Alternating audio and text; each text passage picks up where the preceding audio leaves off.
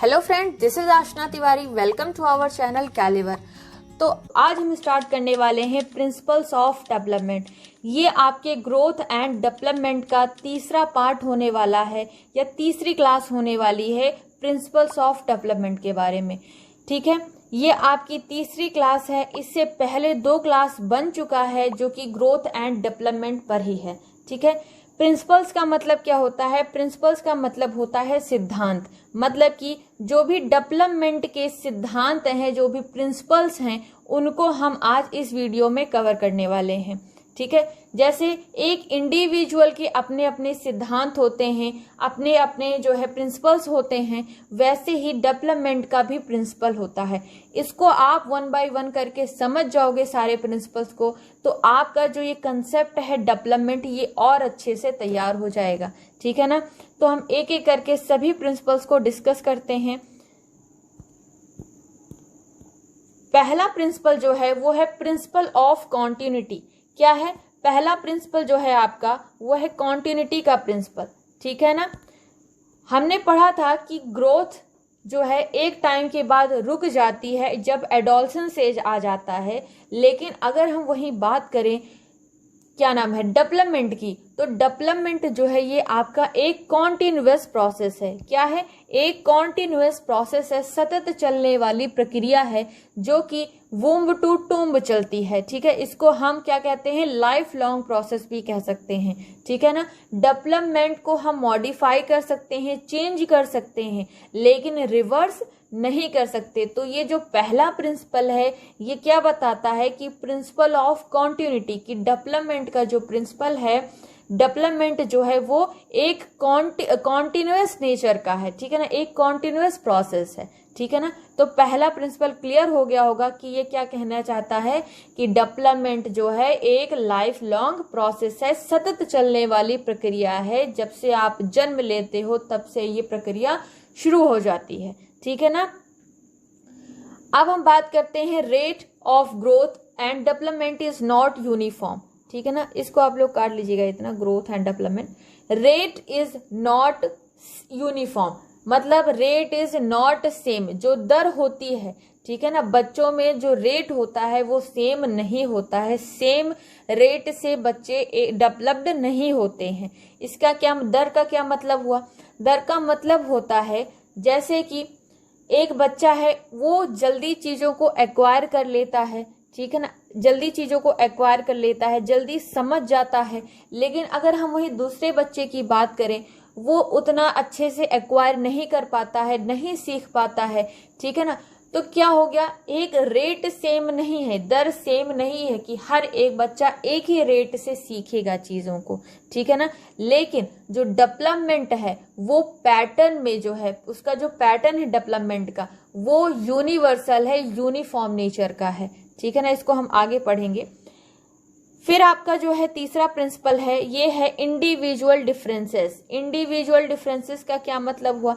Individual differences से मतलब है कि हर एक बच्चे में या हर एक इंडिविजुअल में विभिन्नताएं पाई जाती हैं। ठीक है ना, डिफरेंसेस होते हैं, तभी सब, अगर सबके अंदर जो है एक जैसा ही इंटरेस्ट रहे, एक जैसा ही एटीट्यूड रहे, एप्टीट्यूड रहे, तो हम सब रोबोट बन जाएंगे। ठीक है ना, तो क्या होता है कि इंडिविजुअल डिफरेंसेस पाए जाती हैं हर एक बच्चे में। तो यही चीज उनके इंडिविजुअल, उनके जो भी डिफरेंसेस है उनको समझना है। ठीक है, उनके साथ वैसे ही व्यवहार करना है।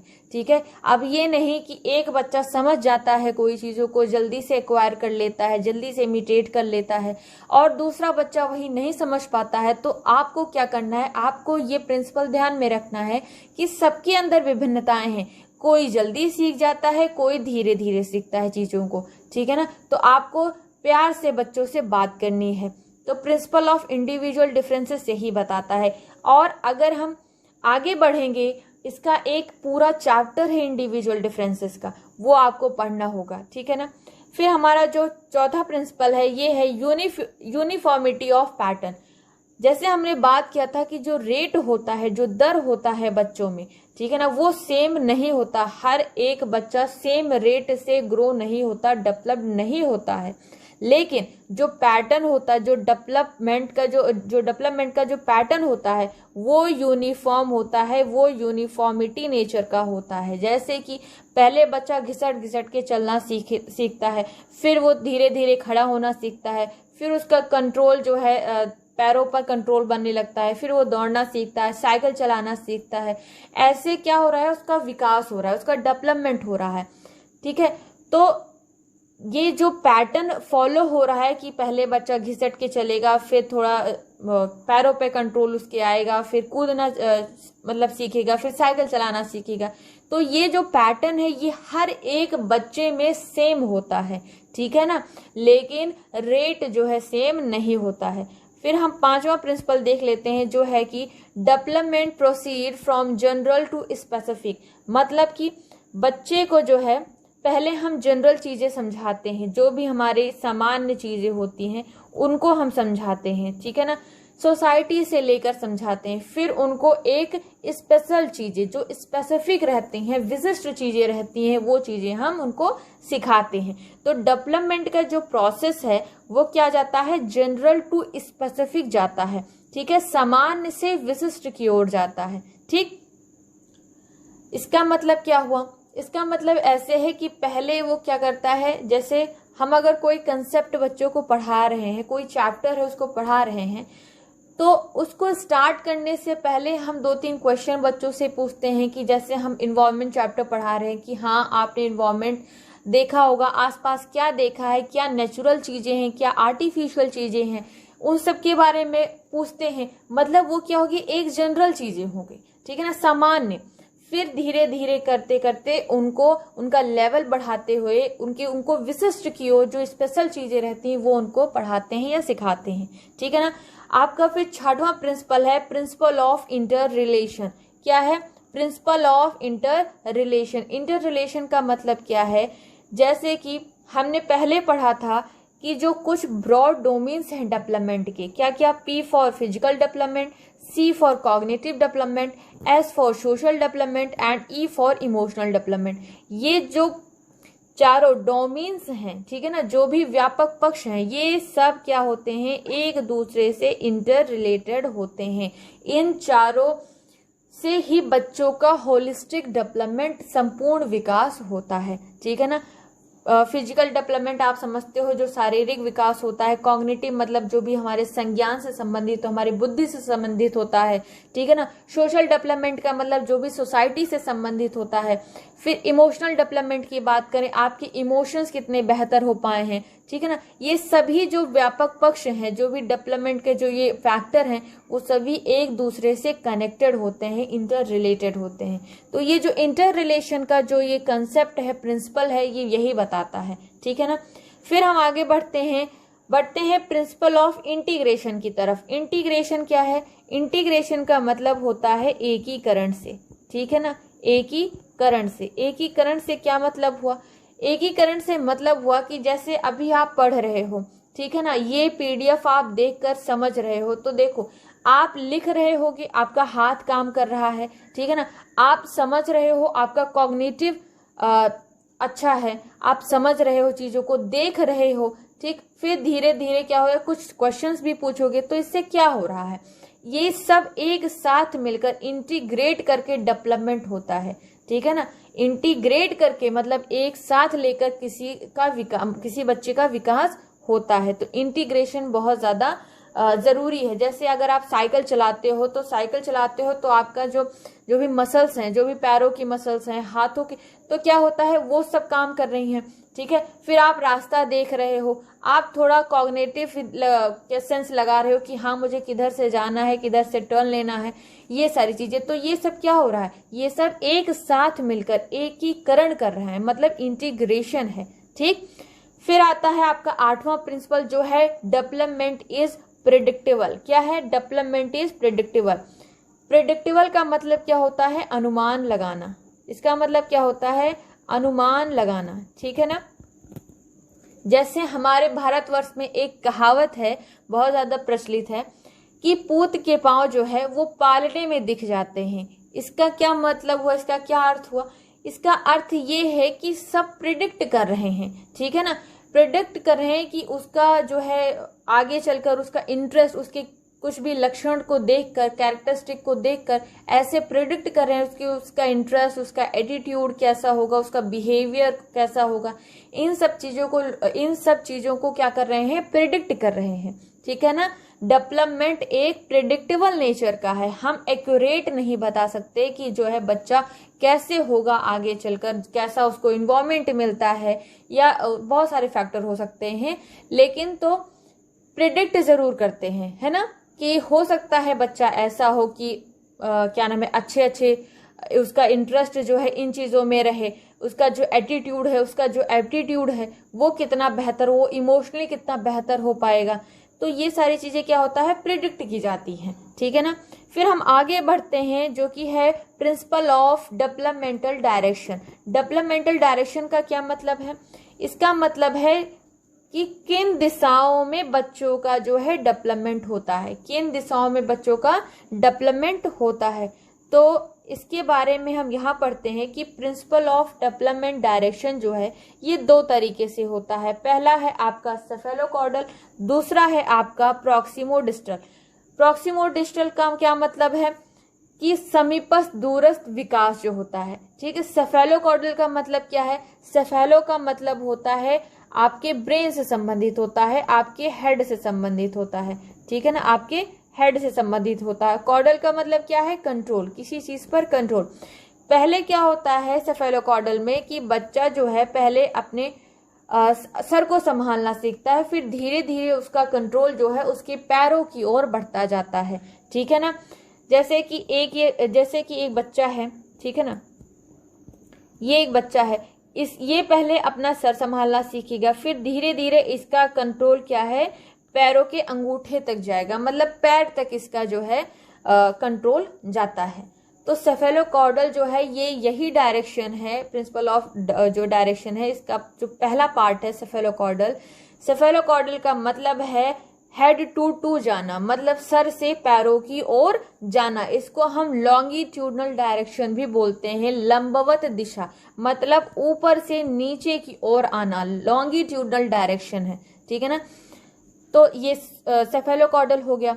ठीक। अब हम बात करते हैं प्रॉक्सिमोडिस्टल की। प्रॉक्सिमोडिस्टल का क्या मतलब है, समीपस्थ दूरस्थ विकास बोलते हैं इसको, मतलब सेंटर टू पेरिफेरी जाना। ठीक है। केंद्र से सीमाओं की ओर जाना। ठीक है। केंद्र से सीमाओं की ओर जाना मतलब क्या होता है, बच्चे का पहले सेंटर डेवलप्ड होता है, जैसे पहले उसका जो है हार्ट डेवलप्ड होगा। ठीक है ना, हार्ट हो गया, स्पाइनल कॉर्ड हो गया, बच्चे का पहले ये डेवलप होगा, हार्ट है, स्पाइनल कॉर्ड है, फिर धीरे धीरे उसका कंट्रोल बाहरी चीजों पर बढ़ता जाता है, और ऐसे करते करते उसका कंट्रोल उसके फिंगर्स तक हो जाता है। ठीक है ना। तो सेंटर टू पेरिफेरी जब जाएंगे तो वो प्रॉक्सिमोडिस्टल है। ठीक। जब सेंटर से पेरिफेरी की ओर जाना हो, केंद्र से सीमाओं की ओर जाना हो, और अगर सर से पैर की ओर आना हो तो उसको हम सेफेलोकॉर्डल बोलते हैं। ठीक है ना। ये आपको समझ में आ गया होगा। अब हमारा जो नेक्स्ट प्रिंसिपल था वो क्या था कि development is spiral and not linear. कि डेवलपमेंट क्या है, डेवलपमेंट जो है एक स्पाइरल वे में होता है, ऐसे एक स्पाइरल वे में होता है, एक लीनियर नहीं होता, मतलब सीधी रेखा नहीं होती है। ठीक है। कभी आप ज्यादा सीखोगे कोई चीज, कभी आपका मन नहीं होगा तो कम सीखोगे, आपका डेवलपमेंट कम होगा। इसका मतलब क्या हुआ कि डेवलप उतार चढ़ाव आते रहते हैं सबकी जिंदगी में। ठीक। तो क्या होता है, इसको हम लीनियर तो मान नहीं सकते। जैसे हम एक एग्जांपल लेकर चलते हैं, आपने स्ट्रैटेजी बनाई है, एक हफ्ते की आपने स्ट्रैटेजी बनाई कि एक दिन में मैं 7 घंटे पढ़ाई करूंगा। ठीक है। तो पहले दिन आपने 7 घंटे पढ़ाई की, दूसरे दिन आपने 7 घंटे पढ़ाई की, तीसरे दिन भी 7 घंटे पढ़ाई की, फिर चौथे दिन क्या हुआ कि आपका मन नहीं है, आपने कहा चलो आज हम 2 ही घंटे पढ़ लेते हैं, कल हम ज्यादा कवर कर लेंगे। ठीक है ना। फिर क्या हुआ, आपने 2 घंटे पढ़ाई की, फिर 5वें दिन आपने 8 घंटे पढ़ाई कर ली। तो ये क्या हो रहा है, ये फ्लक्चुएट हो रहा है ना, तो इसमें फ्लक्चुएशन आ रहा है, ये स्पाइरल वे में है। तो ऐसे हमारा डेवलपमेंट का प्रोसेस होता है। ठीक है ना। अब हम पढ़ते हैं जो आपका 11वां प्रिंसिपल है कि early development is more critical than later development. इसका क्या मतलब हुआ कि अर्ली डेवलपमेंट जो है ये बहुत ज़्यादा क्रिटिकल है लेटर डेवलपमेंट के। अर्ली डेवलपमेंट से यहाँ मतलब है अर्ली चाइल्डहुड से, ठीक है ना। अर्ली चाइल्डहुड आप सभी जानते हो कि किस अवस्था को कहते हैं, 2 से 6 वर्ष तक की जो अवस्था है, जो टाइम पीरियड है, उसको हम अर्ली चाइल्डहुड कहते हैं, ठीक है। इसका मतलब क्या हुआ, ये बच्चे के लैंग्वेज डेवलपमेंट का सबसे ज्यादा सेंसिटिव पीरियड माना जाता है, क्रिटिकल पीरियड माना जाता है, ठीक है। इसमें बच्चा जो है बहुत सारी चीजें एक्वायर करता है, इमिटेट करके सीखता है, नकल करके सीखता है, ठीक है, अपने बड़ों से नकल करके वो सीखता है। सोशलाइजेशन का सबसे बेहतर जो है ये क्या नाम है, अवस्था मानी जाती है, ठीक है। उसके बाद में फिजिकल डेवलपमेंट बच्चे का होता है, इमोशनल डेवलपमेंट होता है, और इसको जो लेटर चाइल्डहुड है इसमें बच्चा पहली बार स्कूल जाता है, वो स्कूल की एक्टिविटीज में बिजी हो जाता है, ठीक है। उसका जो है मोटर डेवलपमेंट फिर बेहतर होने लगता है, ठीक। तो ज्यादा जरूरी ये है कि हम अर्ली चाइल्डहुड जो होता है बच्चे का, इसमें बच्चों पर ज्यादा ध्यान देने की जरूरत है, क्योंकि वो जैसा देखेंगे वैसा ही वो इमिटेट करेंगे, वैसा ही वो एक्वायर कर लेंगे, ठीक है ना। तो इसमें ज्यादा जरूरी है अर्ली चाइल्डहुड। ये एक फेवरेट टॉपिक है, या मतलब ये जो अवस्था है, टाइम पीरियड है, ये एग्जामिनर की सबसे फेवरेट टाइम पीरियड, क्योंकि इससे क्वेश्चन जरूर पूछा जाता है कि अर्ली चाइल्डहुड को सेंसिटिव पीरियड क्यों कहते हैं लैंग्वेज डेवलपमेंट का, ठीक है ना। और लेटर चाइल्डहुड में क्या होता है, इसकी अवस्था है 6 से 12 वर्ष की, बच्चा क्या करने लगता है, स्कूल जाने लगता है, ठीक है ना। ये हो गया आपका अर्ली डेवलपमेंट जो है क्रिटिकल है लेटर डेवलपमेंट के। फिर आपका जो नेक्स्ट है वो है development is the product of heredity and environment. कि डेवलपमेंट क्या है, डेवलपमेंट हेरिडिटी और इन्वायरमेंट का है। आपके एक साइकोलॉजिस्ट हैं जिनका नाम है वुडवर्थ, उन्होंने कहा है कि जो विकास है वो, वुडवर्थ ने जो है डेवलपमेंट को हेरिडिटी और इन्वायरमेंट का गुणनखंड क्यों कहा है। हेरिडिटी का मतलब है आनुवंशिकता से, जो हम अपने मम्मी पापा से लेते हैं, एक्वायर करते हैं, ठीक है ना, अपने पूर्वजों से एक्वायर करते हैं, वो है हमारा हेरिडिटी। और इन्वायरमेंट मतलब जो हमें सोसाइटी से मिलता है, अपने स्कूल से मिलता है, वो सारी चीजें, ठीक है। तो आपका जो हेरिडिटी है वो चाहे जितना ही बेहतर हो, ठीक है ना, आपके जो मम्मी पापा है उनका IQ लेवल चाहे बहुत ज्यादा अच्छा हो, आपको इन्वायरमेंट अच्छा ना मिले तो ये क्या हो जाएगा, अगर हेरिडिटी चाहे जितनी अच्छी दी जाए, इन्वायरमेंट ना दी जाए, तो क्या होगा, डेवलपमेंट आपका 0 हो जाएगा, ठीक है ना। इस कंसेप्ट को समझिएगा। अगर वही हेरिडिटी बिल्कुल ना हो, इन्वायरमेंट आपको बहुत अच्छा से अच्छा दिया जाए, फिर भी डेवलपमेंट जो है क्या हो जाएगा, 0 हो जाएगा। तो डेवलपमेंट के लिए, विकास के लिए हेरिडिटी का होना और इन्वायरमेंट का होना दोनों ही बहुत ज्यादा जरूरी हो जाता है। ये आप अभी नहीं समझ रहे हो, जब आपका जो नेक्स्ट चैप्टर है ये हेरिडिटी और इन्वायरमेंट पर ही होने वाला है। जब हम इसको डीपली समझेंगे कि क्या होता है, इसके फैक्टर क्या क्या हैं, तब आपको ये कंसेप्ट जो है समझ में आएगा, ठीक है ना। तो ये हमारे जो है प्रिंसिपल आज कंप्लीट हो गए। जो भी डेवलपमेंट के प्रिंसिपल्स हैं उसको हमने क्या कर लिया है, कंप्लीट कर लिया है। अब हम नेक्स्ट चैप्टर जो है पढ़ने वाले हैं। नेक्स्ट चैप्टर आपका कौन सा है, नेक्स्ट चैप्टर है heredity and environment. Heredity and environment को हम पढ़ने वाले हैं, ठीक है। और अगर आपको ग्रोथ एंड डेवलपमेंट से रिलेटेड कोई भी क्वेरी है तो आप कमेंट बॉक्स में इसको बता दीजिएगा। आपको कोई कंसेप्ट समझ में नहीं आया वो आप कमेंट बॉक्स में बता सकते हैं, मैं उस पे जो है उसका जवाब जरूर दूंगी, ठीक है। अब हमारा जो चैप्टर है वो हेरिडिटी एंड इन्वायरमेंट वाला होगा। तो तब तक के लिए राधे राधे।